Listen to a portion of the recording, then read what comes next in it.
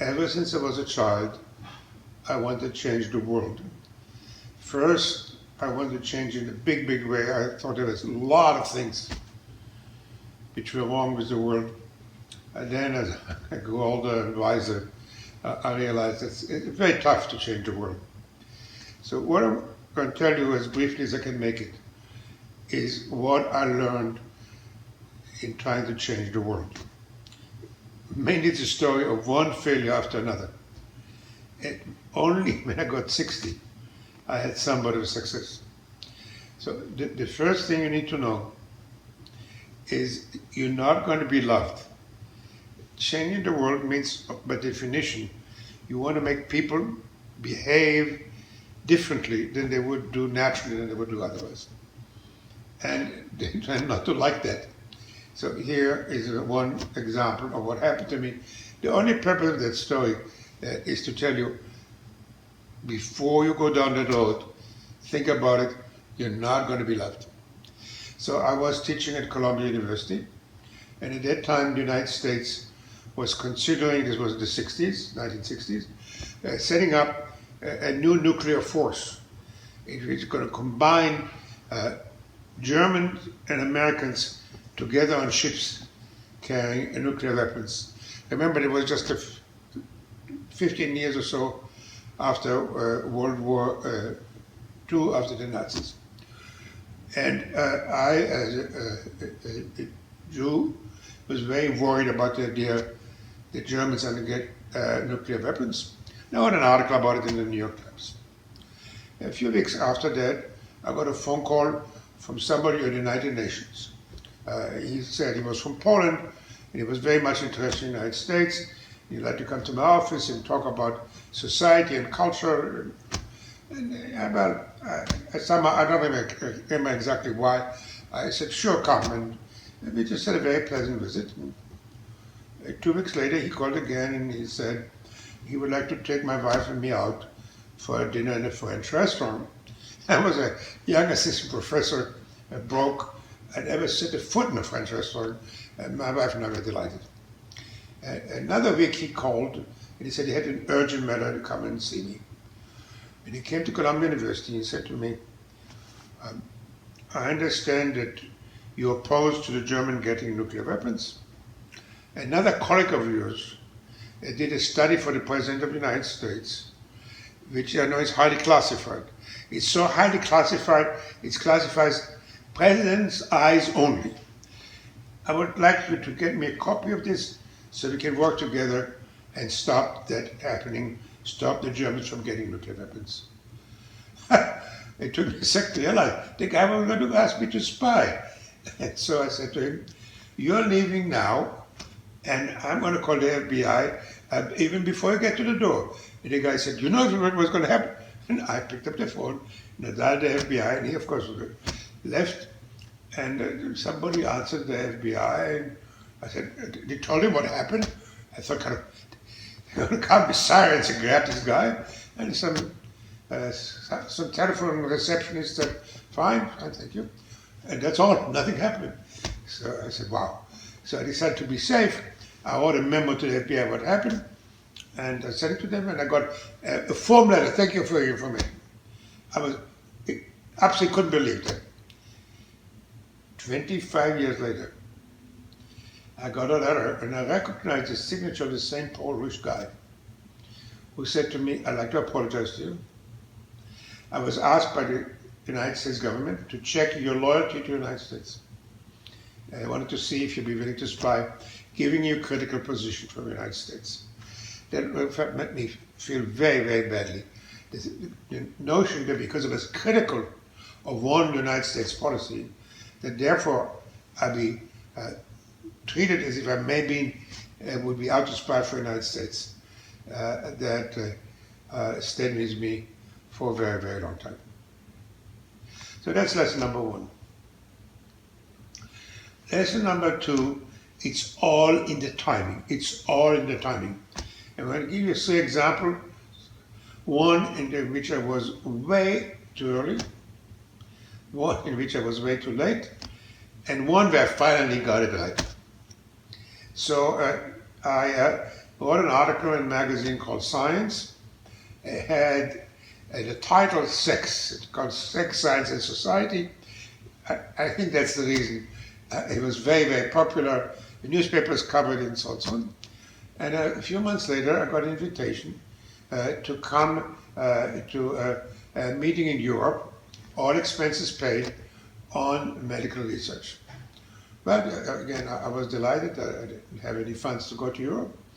And I went to this meeting full of medical researchers. And I was absolutely devastated by what I heard. They told about experiments they were making on young children.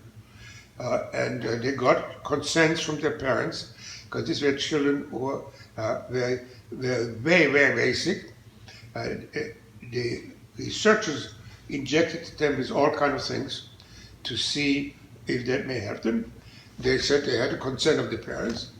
But for instance, in one case, the 80 children died from the intervention in horrible convulsions, but because the researcher each time tried a different dosage.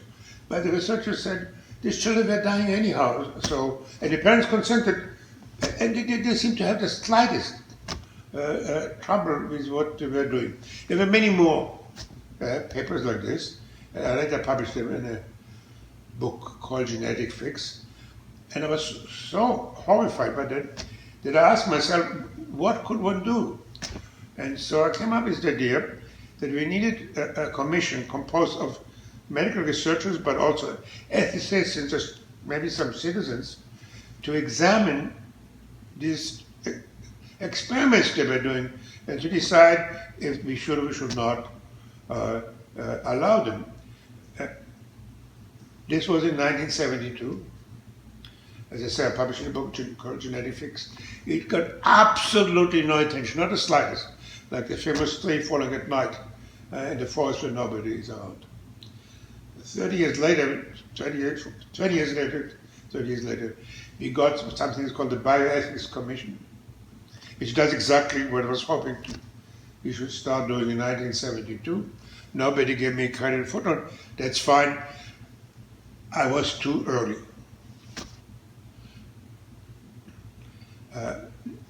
Then, frankly, I don't remember why, I became interested in Project Apollo. What happened is President Kennedy went before Congress and said, we need to put a man on the moon. And there was a very considerable enthusiasm about it. Some people say we're going to use the moon as a military base. It's going to be the high ground. Other people assumed we're going to find there gold and platinum and all kinds of rare materials. We're going to bring them from the moon to the earth. Other people said we're going to impress the world to the point everybody's going to be blown away. And I didn't see that, frankly, any of that. I thought there were some very, very urgent needs we had right down here on Mother Earth. And I wrote a book called The Moondoggle, in which I made the following argument. Number one, I said, if you want to go to the moon, there's no sense sending a person. You can send a robot, a machine. We can do almost exactly the same, and it will cost much less, and there'll be no risk that somebody's going to be killed. There'll be no delays. You could do it much earlier, much cheaper. Second, I said, most of the benefits are going to come not from what might be called deep space, far away. Most of the benefits in space are going to be near the Earth, using satellites and such. No need for manned mission, no, deep space was not a priority. Best of all was to spend money right here on Earth. Over the years that follow, I often suggested a very specific other place to invest the money is studying the oceans. We know much less about the oceans than we know about the moon. And so I thought, for instance, the moon has been charted. Most of the ocean floor has not been charted. The ocean plays a major role in protecting the environment. It's a carbon sink, and so on and so on. That idea was way too late. Because by the time I wrote it up, by the time I published the book, Congress already had committed billions. The National Space Agency had already laid out all the plans. There are all kind of industries who were making money out of that project. I still think it was a good idea, but my recommendation was much too late. Though, frankly, I think I've been proven right. Most of the benefits we had in recent years, we have from reconnaissance satellites, from weather satellites, from communication satellites, all which are near space and not in deep space. Though the story is not over. Now we again talk about sending a human being to Mars rather than an orbit, which would be much cheaper, much safer. So I missed the timing twice. Once too early, once too late. And then finally, I kind of got it right. So what happened in the 1980s, that President Reagan in the United States and Mrs. Thatcher in Britain were pushing this idea of deregulation, of free market forces, of focusing, each person should focus on himself, by people maximizing their self-interest. All the ships got to be lifted. That all you need is give the human initiative free hand, don't put all kind of social costs and limitation on it.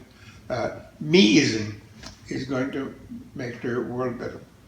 And while it may indeed have been an important correction to excessive regulations and social demands that existed before, by the end of the 1980s, there was a very wide sense that we went much too far, that everybody demanded the rights and all kind of other goodies, but nobody was any more willing to contribute to the community, to the social good.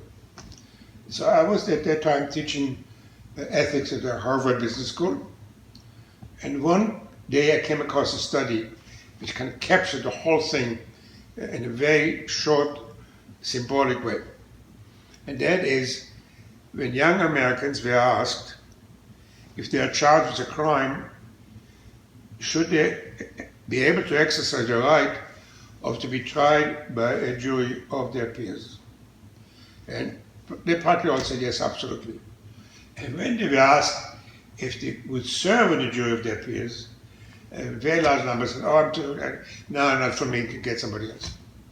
Now, if you think for a moment about it, first of all, if the peers will not serve, you will not have a jury of your peers. So that right presumes a willingness to assume the responsibility of serving on the jury. And second, it reflected this idea of give me, but I don't have to give anything back. So at that point, I wrote a book called The Spirit of Community, in which I argued that rights are very, very important. They are one of the things that make us Americans, but they need to be combined by a willingness to accept responsibilities. And I gave a lot of examples of this. For instance, I illustrated in last example, I'm not going to go on and on, that when Americans were very proud about our military, but when you ask them if their children should serve in the military, they say, oh, no, not my children. So again, if you want to have a military, you want to be proud of it, I'm sorry, your children will have to serve. So that book was the first time, at least my timing was right. And it got enormous response. President Clinton, when he was running for election for the first time, used as his slogan, as the number one theme, community, responsibility, and opportunity. Tony Blair in Britain used the same theme, the communitarian theme, for re-election. Hundreds and hundreds of organizations amended their platform from rights, patient rights, student rights, to patient rights and responsibilities, to students' rights and responsibilities.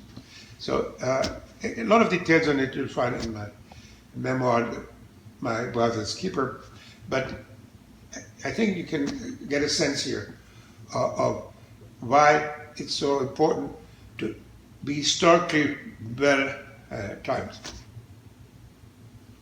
And we're already coming to my last little lesson.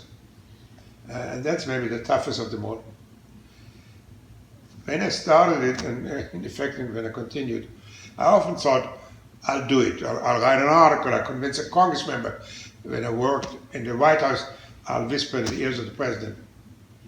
That's not a way we're going to get a major change. If you think about it, what really makes a major change in society, there's only one way, only one.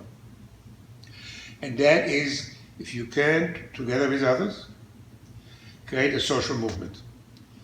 Think about the civil rights movement, think about the environment movement, think about the women's movement, any major change. I'm not talking about getting here a law passed, here a change in policy.